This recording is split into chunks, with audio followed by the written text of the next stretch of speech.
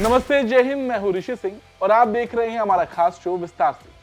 हमने कई वीडियोस बनाए एमका पर, तेजस पर और तमाम फाइटर जेट्स पर, लेकिन क्या आप जानते हैं कि पूरी दुनिया में सिर्फ 5 देश हैं जहां फाइटर जेट्स के इंजन बनते हैं। ये देश हैं अमेरिका, रूस, फ्रांस, इंग्लैंड और चीन। यानी दुनिया भर में जितने भी फाइटर जेट्स हैं, इनमें इन्हीं देशों के बने इंजन लगे हैं। मतलब सोचने वाली बात है कि भारत इस सूची में नहीं है, लेकिन ऐसा नहीं है कि भारत कोशिश नहीं कर रहा। आपने कावेरी इंजन के बारे में तो सुना है। आज इस वीडियो में हम आपको बताएंगे कि आखिर कावेरी इंजन है क्या, डीआरडीओ कावेरी इंजन के हाई थ्रस्ट वर्जन का रशिया में ट्रायल क्यों करने जा रहा, इसका तेजस फाइटर जेट से क्या कनेक्शन है, ये भारत के डिफेंस सेक्टर के लिए एक गेम चेंजर कैसे साबित हो सकता है, ये सारी बातें हम आपको इस वीडियो में बताएंगे। सबसे पहले जान लेते हैं कि आखिर कावेरी इंजन है क्या। अगर हम कावेरी इंजन की पूरी टाइमलाइन को देखें तो ये प्रोजेक्ट 1986 में शुरू हुआ था।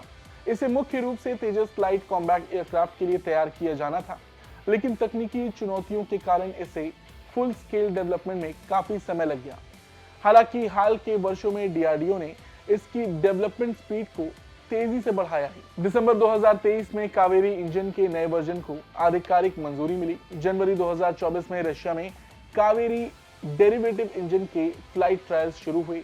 फरवरी 2025 एरो इंडिया शो में डीआरडीओ के जीटीआरआई यानी कि गैस टरबाइन रिसर्च एस्टेब्लिशमेंट ने कंफर्म किया कि कावेरी इंजन को अब तेजस फाइटर जेट में इस्तेमाल करने के लिए तैयार किया जा रहा है। ये बड़ी बात है, लेकिन ऐसा होता है कि नहीं, ये हमें देखना होगा। यानी भारत अब ऐसा इंजन विकसित कर रहा जो उसे पूरी तरह से विदेशी इंजनों पर निर्भर होने से बचा सकता है। और देखा भी जाए तो डीआरडीओ ने कावेरी इंजन प्रोजेक्ट की शुरुआत इस उद्देश्य से ही की थी कि भारत को फाइटर जेट और एयरक्राफ्ट के लिए विदेशी इंजन पर निर्भर न रहना पड़े। हालांकि शुरुआती सालों में ये इंजन एक्सपेक्टेड थ्रस्ट यानी कि 70 से 90 किलो न्यूटन पैदा करने में असफल रहा था। इस विफलता के कारण भारत को अपने लड़ाकू विमानों के लिए अमेरिका और यूरोपीय इंजन पर निर्भर रहना पड़ा। हाल ही में भारत सरकार ने कावेरी इंजन को फ्लाइट टेस्टिंग के लिए हरी झंडी दी। रूस के इल्यूजन II-76 विमान का उपयोग इस इंजन की फ्लाइट टेस्टिंग के लिए किया जा रहा।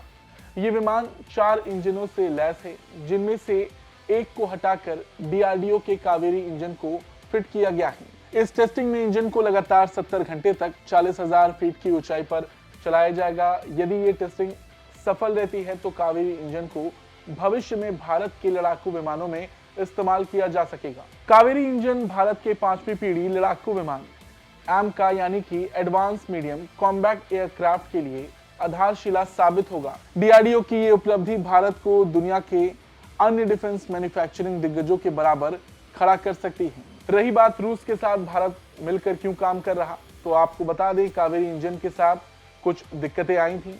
वो सही ऊर्जा नहीं दे पा रहा था, वो सिर्फ 70 किलो न्यूटन की ऊर्जा ही दे पा रहा था, जबकि टारगेट 80 किलो न्यूटन से ऊपर का था। 2011 में सीएजी ने एलसीए प्रोजेक्ट के लिए इस इंजन को बनाने वाली कंपनी को इस लायक नहीं माना कि वो ये इंजन बना सकेगी। कावेरी इंजन का प्रमुख मुद्दा इसका प्रदर्शन था।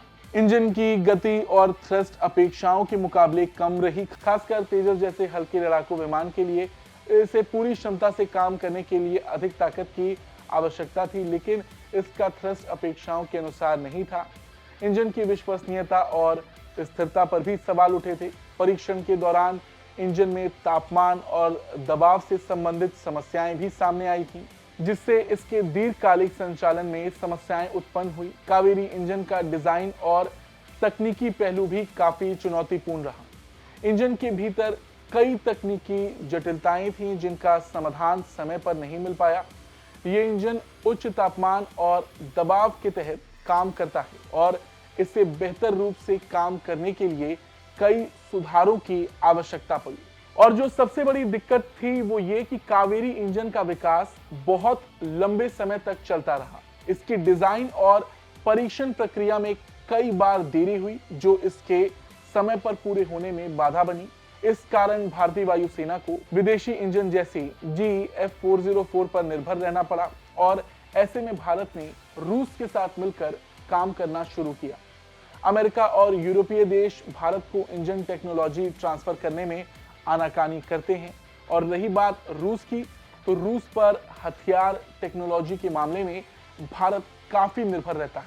अब एक सवाल है कि तेजस के लिए नया कावेरी इंजन क्यों जरूरी है। दरअसल भारत के तेजस फाइटर जेट्स में अभी अमेरिकी GE-404 और GE-414 इंजन लगाए जाते हैं, लेकिन अमेरिका इन इंजन्स की डिलीवरी को लेकर कोई निश्चित टाइमलाइन नहीं दे पा रहा। और ऐसे में अगर भारत को भविष्य में तेजस के लिए और अधिक इंजन चाहिए होंगे तो ये अमेरिका की मर्जी पर निर्भर करेगा।